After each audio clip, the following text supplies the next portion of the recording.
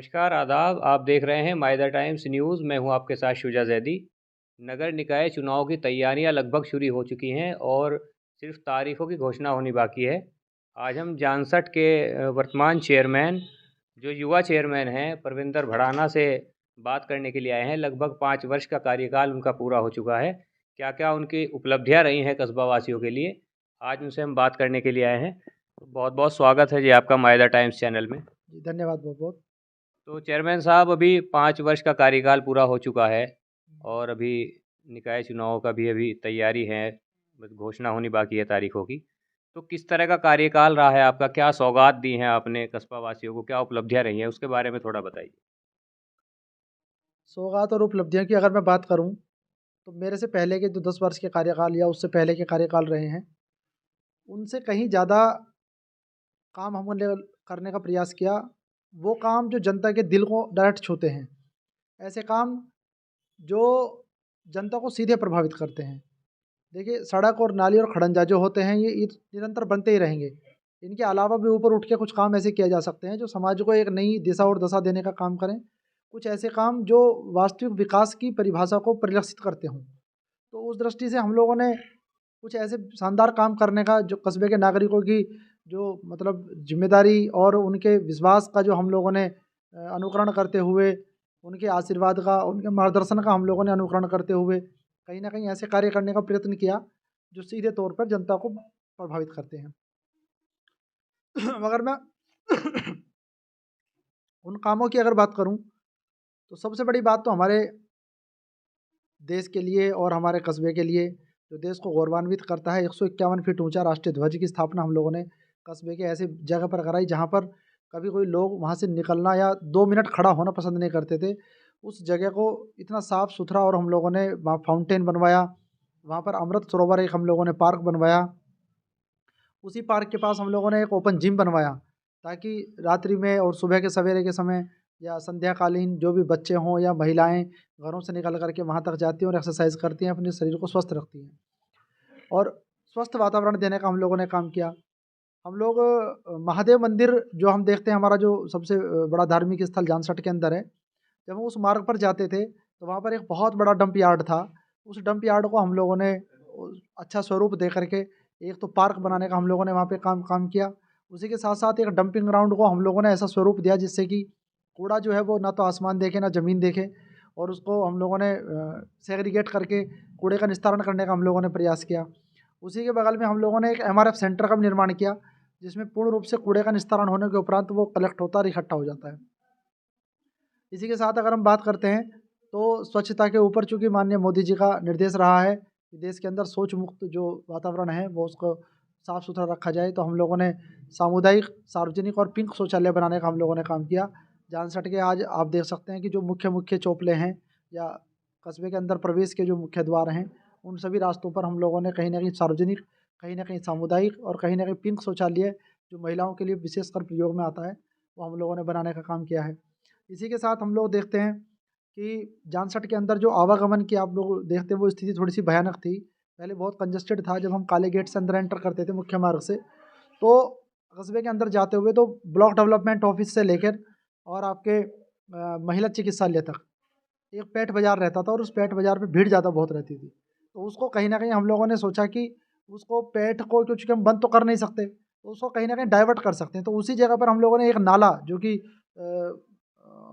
Guest house से निकल कर के कस्बे के बीच से होता हुआ वहाँ पे बाहर गुज़र रहा है, तो उस नाले को हम लोगों ने कवर्ड करके वहाँ पर एक सब्ज़ी एवं मंडी ऐसा स्थल बनाया, ताकि वहाँ पर जो प्रधानमंत्री मोदी जी द्वारा स्वरोजगार योजना के द्वारा जो उनको 10-10 हज़ार रुपये की राशि उपलब्ध कराई गई थी, ऋण मुक्त, ब्याज मुक्त। तो उस राशि से जो भी लोग वहाँ पर फड़ पर बैठने वाले और ठेली वाले, खोमचे वाले, ऐसे लोगों को वहाँ पर बिठाने के लिए हम लोगों ने प्रयास किया। तो वो उसके लिए भी एक अलग विशेष स्थान बनाया गया।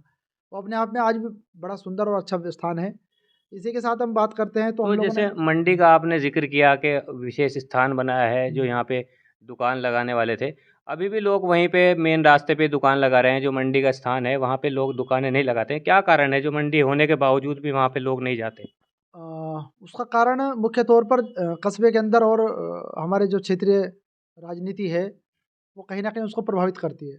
तो जिस दृष्टि से हम लोगों ने प्रयत्न किया कि उसको एक स्वरूप दिया जाए और परमानेंट जो चूँकि माननीय सुप्रीम कोर्ट के निर्देश के अनुसार आप फंड विक्रेता को फंड पे बैठने वाले, पथ पे बैठने वाले इन लोगों को आप हटा नहीं सकते, इनको समायोजित कर सकते हैं, स्थानांतरित इनको कर सकते हैं, एक उचित स्थान हम लोग इनको दे सकते हैं। उचित स्थान देने का हम लोगों ने प्रयत्न किया, लेकिन स्थानीय राजनीति होने के कारण कहीं न कहीं वो चीज़ें 100% सफल नहीं हो पाई हैं। लेकिन हमने अपना जो काम करना था, जनता को जो हमें एक विश्वास कि हम किस नए दृष्टि से काम करेंगे, तो उस पे हम लोगों ने खरे उतरने का काम किया। बाकी वो जनता का विषय है और राजनीतिक लोगों का, कुछ लोग राजनीतिकों ने उसको मुद्दा बना दिया, मुद्दा बनाने के बाद उसको नहीं बैठने दिया उन लोगों को, तो वो एक विषय राजनीतिक विषय रहा है, अन्यथा ऐसा कुछ विषय वो तो सभी के लिए बेहतर होता है, जाम से भी मुक्ति मिलती है लोगों को, जो फंड विक्रेता हैं वो बाहर बैठते हैं, अलग से आपने मंडी का स्थान दिया उनको, तो सभी के लिए फ़ायदे की वो था। वो तो ऐसा ना, मैं राजनीति की अगर मैं बात करता हूँ तो राजनीति में सब अपना अपना व्यक्तिगत स्वार्थ देखते हैं। कोई एक दो व्यक्ति बैठना चाहता होगा सड़क पे, तो सड़क पर बैठा हुआ है, दो चार लोग वहाँ बैठना चाहते थे, लेकिन राजनीतिक कारणों से कुछ लोगों ने उनको बढ़ा चढ़ा दिया कि नहीं तुम यहीं बैठो जहाँ तुम बैठते आ रहे, देखें हम तुम्हें देख लेंगे कौन तुम्हें उठाएगा वहाँ से। माननीय विधायक जी तक भी ये मुद्दा गया था, तो उसमें भी शायद हमें कोई थोड़ा बहुत कोऑपरेशन नहीं मिल पाया, लेकिन कोई बात नहीं, माननीय विधायक जी का भी सम्मान है। और इसके अलावा अन्य जो राजनीतिक स्थानीय व्यक्ति हैं, उन्होंने भी थोड़ा बहुत प्रयास इस प्रकार का किया कि भाई जो है वहाँ वो लोग वहाँ ना बैठ पाएँ। तो ज़्यादा कुछ, चूँकि मैं कंट्रोवर्सी पैदा करना नहीं चाहता सोसाइटी के अंदर, समाज के अंदर विरोधाभास की स्थिति में नहीं होना चाहिए। विकास वास्तव में वही होता है जो जनता को सीधे तौर पर प्रभावित करता हो और जनता उसको सहजता के साथ स्वीकार करे। अगर जनता उसके साथ स्वीकार नहीं कर पा रही तो उस विकास का कोई औचित्य नहीं है। हम कुछ कर देते हैं। अब मैं जानसठ के अंदर अगर हवाई अड्डे की कल्पना करूँ तो संभव ही नहीं है ना, क्योंकि वो जनता को, हमारे कस्बे की जनता को प्रभावित नहीं करता है, आकर्षित नहीं करता है। तो कुछ ऐसी चीज़ें जो आकर्षित करती हैं, ओपन जिम है हमने बनाया, हमने अमृत सरोवर बनाया, राष्ट्रीय ध्वज बनाया, जनता को सीधे तौर पर प्रभावित करता है, उनकी आत्मा को प्रभावित करता है। तो कहीं ना कहीं वही विकास असली है जो जनता को सीधे तौर पर प्रभावित करता हो। लेकिन अगर जो राजनीतिक व्यक्ति अपनी राजनीतिक रोटियां सेकने के कारण किसी कार्य को झूठा या गलत या अलग तरीके से प्रदर्शित करने का प्रयास करता है कि वो अच्छा नहीं है, वो गलत है, वो ऐसा है वैसा है, तो वो उन लोगों की मानसिकता है, मेरा तो उसमें कोई दोष नहीं है। मैंने अपना काम करने का प्रयत्न किया और वो आज भी अपने आप में एक सफल प्रतिष्ठान है। काफ़ी समय से यहाँ रोडवेज बस स्टैंड की भी मांग चली आ रही है, उसको लेकर भी अभी तक कुछ ऐसा खास नहीं हो पाया है। देखिए, रोडवेज बस स्टैंड की अगर मैं बात करूं तो जिस वक्त मैं चेयरमैन बना था तो मैंने ट्रांसपोर्ट मिनिस्ट्री से भी बात की थी। उस टाइम पे जो मंत्री स्वतंत्र देव सिंह हुआ करते थे, मैंने भी उनको रोडवेज बस स्टैंड बनवाने के लिए पत्र दिया। उन्होंने मुझे आश्वासन भी दिया, उन्होंने कहा कि उचित जगह देख करके हम लोग इसकी व्यवस्था करेंगे।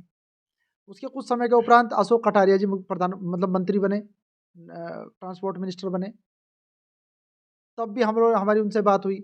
तो कभी ना कहीं सिस्टम जब बदलता है, अगर एक व्यक्ति लंबे समय तक रहता है तो उसमें कहीं ना कहीं कोई कार्य चल जाता है, दूसरा व्यक्ति बैठता है, तीसरा व्यक्ति बैठता है उस स्थान पे जाके, तो मनोदशा बदलती रहती है कहीं ना कहीं।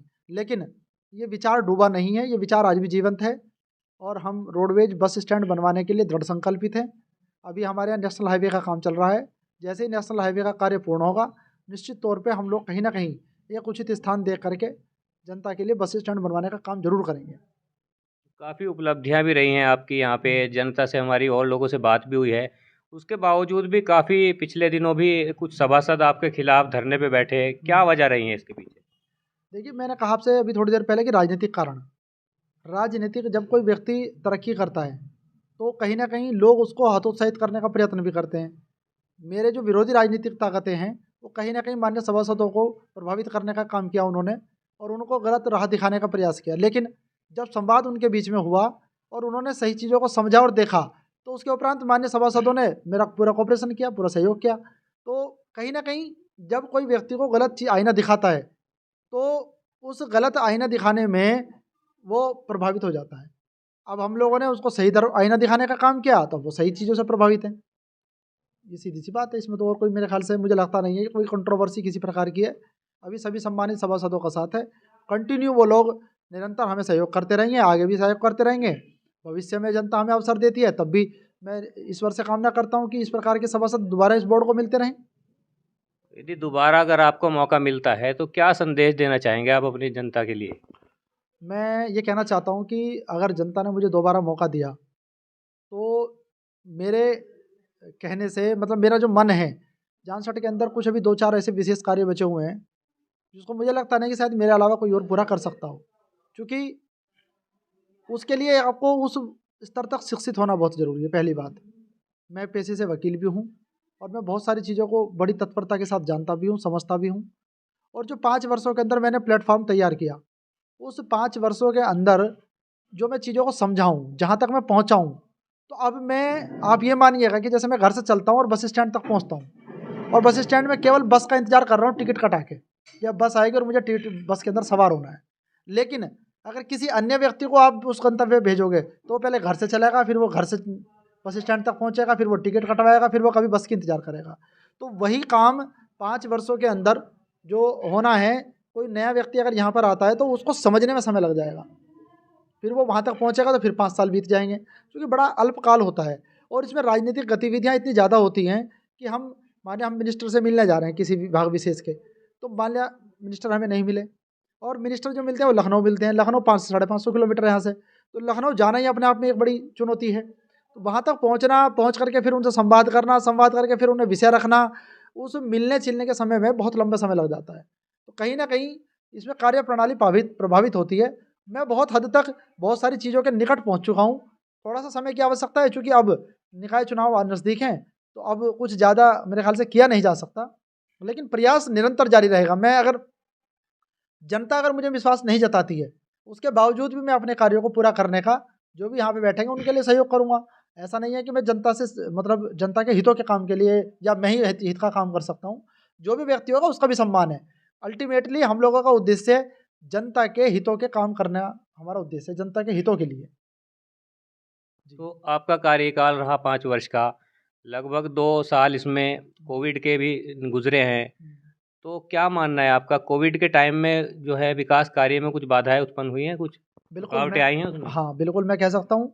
माननीय प्रधानमंत्री और माननीय उत्तर प्रदेश के मुख्यमंत्री योगी आदित्यनाथ जी, उन सब के कुशल नेतृत्व और मार्गदर्शन की वजह से आज भारत जो एक बड़ी गंभीर बीमारी थी, कोरोना से जैसी बीमारी से जूझ करके बच करके आ रहा है।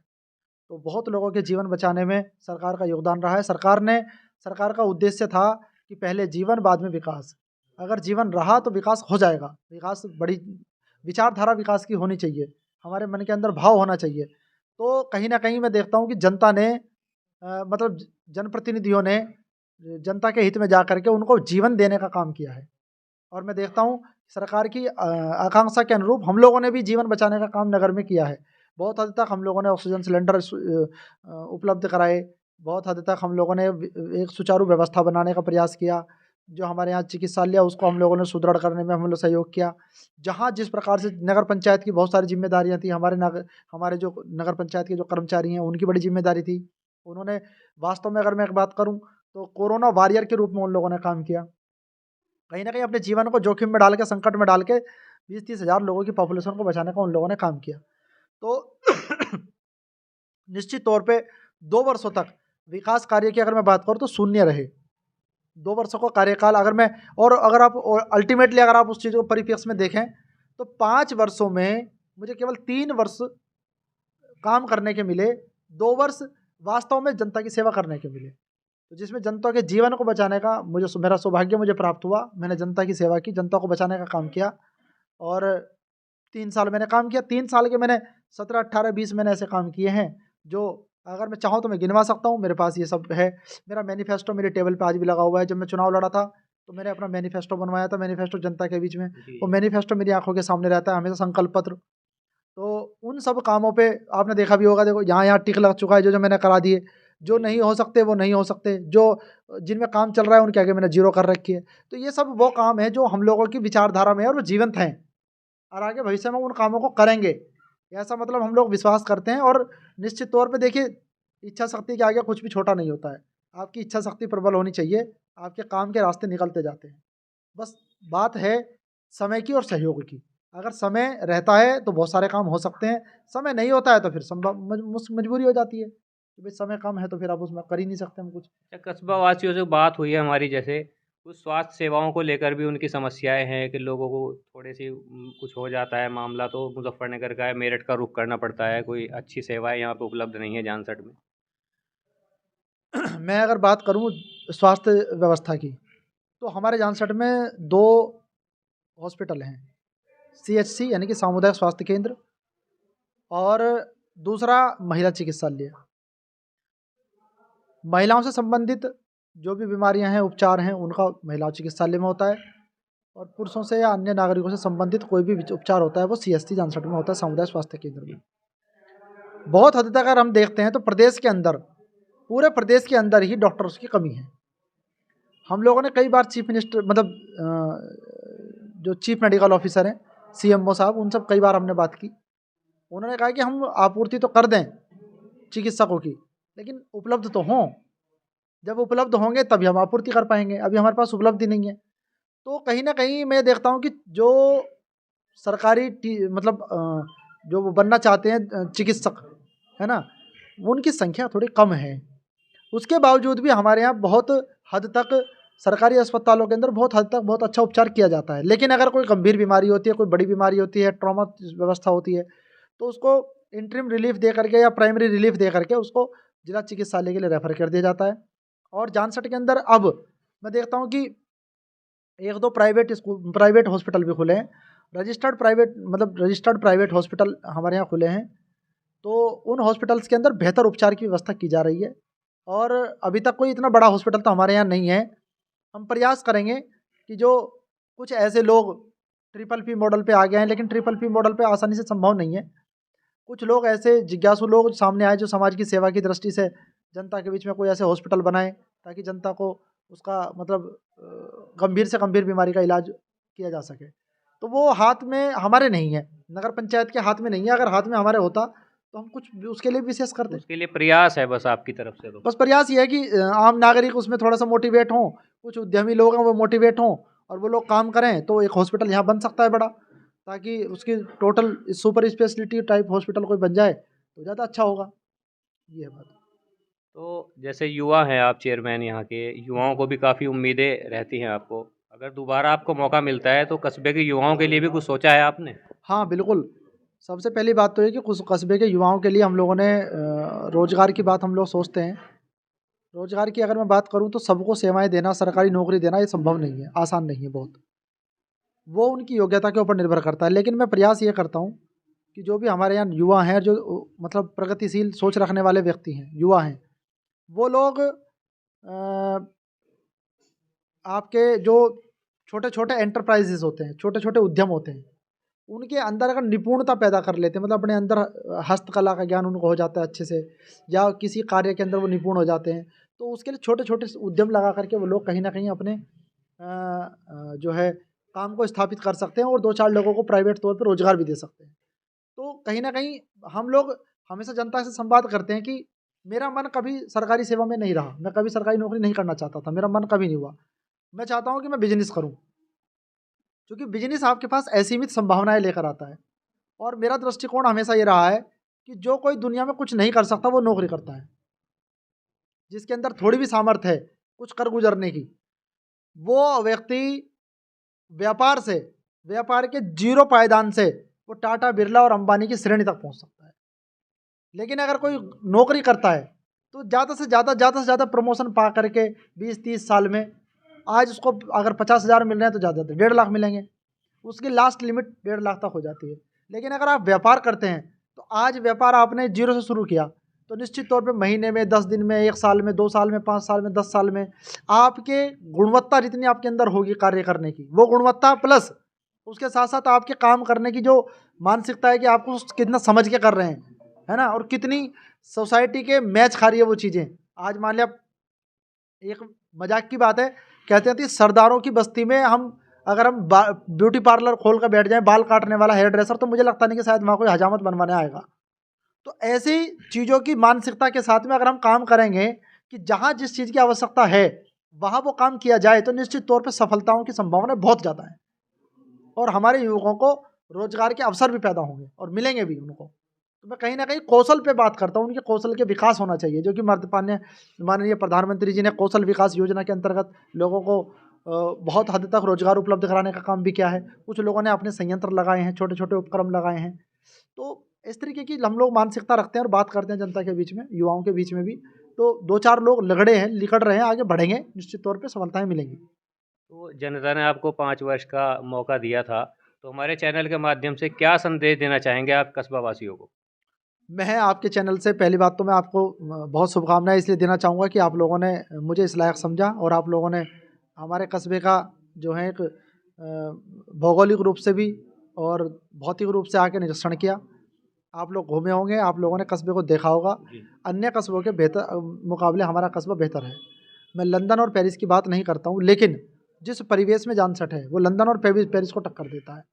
जानसठ की जितनी सामर्थ्य है उसके अनुसार, क्योंकि हम जिस स्तर पर हैं और जहाँ से हम आए हैं वहाँ से यहाँ तक लाने में बड़ा कैलिबर लगता है, बड़ी सामर्थ्य लगती है।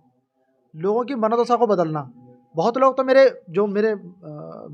विरोधी लोग हैं जो अब राजनीति में आकर के अभी 2 महीने से 15 दिन से चुनाव लड़ने की तैयारी कर रहे हैं, वो लोग आकर के बोलते हैं कि चेयरमैन ने जानसठ में किया क्या है। मैं ये कहता हूँ कि, और कुछ लोग तो ये कहते हैं कि विकास हवा में है।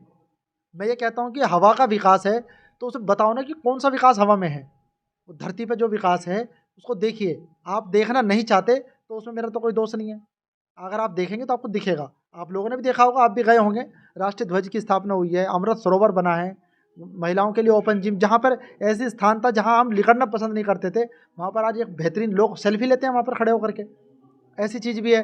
गौशाला हम लोगों ने बनवाई है, हमारा सेंटर बना दिया, अस्थायी गौशाला बने, तालाबों का कब्जा मुक्त करा के हम लोगों ने सुंदरीकरण करा दिया। मार्गों पर हमने स्ट्रीट लाइटें लगवा दी, 150 स्ट्रीट लाइटें हम लोगों ने आदर्श योजना के अंतर्गत लगवाई। 6 बड़ी हाईमास्ट लाइटें हम लोगों ने मुख्य चौराहों पर लगवाई। प्राथमिक विद्यालय नंबर 1 और नंबर 2 का कायाकल्प हम लोगों ने किया। तो कायाकल्प से क्या हुआ कि बच्चों के जहाँ इतने इतने फर्श के अंदर गड्ढे हुआ करते थे, आज वहाँ पर विट्रीफाइड टाइल्स लगी हुई हैं। आज वहाँ पर बैठने के अंदर मतलब लगता है कि हमें अपने हीन भावना पैदा नहीं होती हमारे बच्चों को, हमें गर्व महसूस होता है कि हमारे बच्चे किसी बेहतर इंफ्रास्ट्रक्चर के स्कूल के अंदर पढ़ने जा रहे हैं। मैं देखता हूँ कि यहाँ वाल्मीकि समाज का एक जो शमशान घाट है उसकी बहुत बदतर हालत थी। मैंने आज उसको स्वरूप उसका बदल दिया है। आप अगर आपको अवसर मिले तो आप एक बार देखिए, देख कर का यही है उसको। बुद्ध बाजार के शमशान घाट के अंदर मैंने पूरा आरसीसी का मैंने काम करा दिया ताकि वहाँ पर साफ़ सुथरी व्यवस्था रहे, लोगों के बैठने की उचित व्यवस्था, और ग्रीनरी के लिए मैंने अलग अलग खियानियाँ बनवाई हैं ताकि वहाँ पे एटमॉस्फेयर वहाँ का थोड़ा अच्छा रहे। विभिन्न स्थानों पे हम लोगों ने पेयजल है तो ट्यूबवेलें लगवाई हैं, बूस्टर पंप लगवाए हैं ताकि नगर के अंदर जो पानी पीने की जो किल्लत है वो दूर हो। कहीं ना कहीं अभी हमारे यहाँ से कुछ एक समस्याएं चली आ रही हैं, जो पाइपलाइन फट जाती हैं कहीं ना कहीं, वो बहुत पुरानी पाइपलाइनें पड़ी हुई हैं अब से 40 साल पहले, तो कहीं ना कहीं जब प्रेशर बढ़ता है तो फटती हैं। तो हम लोगों ने ऐसे वैकल्पिक व्यवस्था की है कि एक बोरिंग अगर हमारा बंद होता है दूसरा उसी दिन चालू हो जाता है। तो वैकल्पिक व्यवस्था भी हम लोगों ने की है। उसी के साथ साथ हम बात करते हैं तो चूंकि भारत के संविधान को निर्मित करने वाले ऐसे बाबा साहब अम्बेडकर जी की प्रतिमा को हम लोगों ने जानसठ में गंज मोहल्ले के अंदर स्थापित करने का काम किया ताकि लोगों के अंदर बाबा साहब से कुछ प्रेरणा मिले, कुछ सीखें, और सीखने के उपरांत वो लोग बाबा साहब के नक्शे कदम पर चलें, देश को एक रास्ता दिखाएं, है ना। छुआछूत से दो लोगों के अंदर उन्होंने जो एक आंदोलन छेड़ा था उसके अंदर अस्पृश्यता का अंत उन्होंने किया। तो ऐसी बहुत सारी चीज़ें हम लोगों ने स्थापित करने का प्रयास किया बहुत सारे वार्डों के अंदर, और बहुत सारी गलियां में गिना नहीं सकता, अनकाउंटेबल हैं। क्या आप संदेश देना चाहेंगे आप अपने कस्बा वासियों के लिए? मैं कस्बे वासियों के लिए संदेश देना चाहूँगा कि जो एक बार और आप मेरे ऊपर विश्वास जताएं, और उसके उपरांत जो छोटी मोटी कमियां रह गई हैं, कुछ चीज़ें ऐसी जो बड़ी हैं, 2-4 चीज़ें, जैसे मंडी की अव्यवस्था की बात करें, रोडवेज बस स्टैंड की बात करें, तो इन 2-4 चीज़ों को, और कुछ मैं इंस्टीट्यूशंस खड़े करना चाहता हूँ यहाँ पे प्राइवेट इस टाइप के, ताकि जो यहाँ के प्रगतिशील बच्चे हैं जो पढ़ना चाहते हैं युवा, वो पढ़ने वाले युवाओं को हम कोचिंग सेंटर की उपलब्धता हम लोग कराना चाहते हैं ताकि उनको मिनिमम से मिनिमम मूल्य पे, यानी कि जैसे आज हम देखते हैं अगर हम एसएससी की तैयारी करते हैं, यूपी पुलिस की तैयारी करते हैं या यूपीएससी की तैयारी करते हैं, तो सबकी अलग अलग उनकी फीसिस है। आप यूपीएससी की बात करते हैं 2 लाख 2.5 लाख की कोचिंग है, आप एसएससी की करते हैं 1 लाख रुपये कोचिंग है, आप यूपी पुलिस दिल्ली पुलिस की तैयारी करते हैं 50-60 हज़ार रुपये कोचिंग है। तो हम ऐसे इंस्टीट्यूशंस खड़ा करना चाहते हैं जो मतलब जनता के कंट्रीब्यूशन से और जनता के सहयोग से, ताकि उनको 1000 रुपये या 500 रुपये के अंदर जैसे इस तरीके की चीज़ें उपलब्ध हो जाएं जो उनके मार्ग को प्रशस्त कर सकें, उनकी तरक्की के मार्ग को प्रशस्त कर सकें। और भी बहुत सारे ऐसे काम, जनता के कुछ सुझाव मिलते रहते हैं, तो उन सुझावों को हम लोग अमल में लाना चाहते हैं, और बेहतर इंफ्रास्ट्रक्चर हम लोग खड़ा करना चाहते हैं, एटमॉस्फेयर सुधारना चाहते हैं कस्बे का। हम लोगों ने एक अभी बहुत अद्भुत काम किया है जानसठ में। मैं देखता हूँ कि हमारी धरोहर जानसठ के अंदर कुछ कुएँ जो हमारी धरोहर के रूप में जीवित थी, मतलब जो मृत प्राय थे और उनके अंदर मिट्टी भर करके वो बंद हो गए थे। मैंने उनको खुदवा करके उनको पुनर्जीवित करने का काम किया। बच्चे अगर देखने की जिद करते हैं कि कुआँ कहाँ है, कुआँ कैसा होता है, तो उसको कम से कम दिखाया जा सके। और हमारी धार्मिक मान्यताओं के अनुरूप क्या होता है कि हमारे यहाँ जो हिंदुओं की जो परंपरा है, उसके अंदर जब कोई बच्चा पैदा होता है तो उसके उपरांत वो उसका कुआँ पूजन होता है। जब विवाह की कोई प्रक्रिया होती है तब कुएँ का पूजन होता है। तो कुआँ विलुप्त हो गया था। आज हम लोग टोंटी को नल मान लेते थे, कुआँ मान लेते थे, नल को हम कुआँ मान करके उसका पूजन कर लेते थे। तो एक हमारी परंपरा भी जीवित रहेगी, कहीं न कहीं हमारी संस्कृति वो आगे बढ़ेगी और वो उन उन सबको भी हम लोगों ने पुनर्जीवित करके उनका संरक्षण किया है। तो ये इस तरीके की चीज़ें मैं समाज समाज से, लोगों से, समाज से कहना चाहता हूँ कि चुनिए उसे जो आपके भाव को समझ सके। चुनिए उसे जिसका दृष्टिकोण क्लियर हो। चुनिए उसे जो कम से कम स्टैंड लेने में बहुत स्पष्ट मानसिकता रखता हो। यानी कि निर्णय लेने की जो ताकत है, निर्णय लेने की जो सामर्थ्य है, वो सामर्थ्यवान व्यक्ति नगर की चेयरमैन कुर्सी पर होना चाहिए। मैं चाहता हूँ कि मैं नहीं तो मुझसे कोई बेहतर नगर को अगर मिले और उसके अंदर ये सारी खूबियाँ हों, तो वो स्वागत करूँगा मैं उसका भी। क्योंकि कहीं न कहीं हमारी सोच नगर को बेहतर बनाना है। मैं जीवन भर इस कुर्सी पर बैठा रहूँ, ये मेरा उद्देश्य कतई नहीं है। मैं चाहता हूँ कि जो इस कुर्सी पे बैठे वो कस्बे को सुशोभित करे और कस्बे की तरक्की को के रास्ते खोले। बहुत बहुत धन्यवाद आपका हमसे बात करने के लिए। तो ये थे जानसठ के चेयरमैन परविंदर भड़ाना। इन्होंने अपनी सारी बात हमारे सामने रखी है, सभी उपलब्धियां इन्होंने हमसे बताई हैं और कई सौगात भी इन्होंने कस्बे को दी हैं। जैसे तिरंगे झंडे की सौगात है। अभी इन्होंने बताया कि कुओं को पुनर्जीवित करने का भी कार्य चल रहा है। मंडी को लेकर भी प्रयास जारी है और रोडवेज बस स्टैंड की जो मांग चली आ रही है उसको लेकर भी ये प्रयास के लिए कदम बढ़ा रहे हैं। जनता से भी इन्होंने अपील की है कि एक बार उन्हें मौका दिया जाए, जो कुछ प्रयास उनके अधूरे रह गए थे उनको पूरा करने का मन है उनका। आप बने रहिए हमारे साथ। मैं शुजा जैदी, मायदा टाइम्स, जानसठ, मुजफ्फरनगर।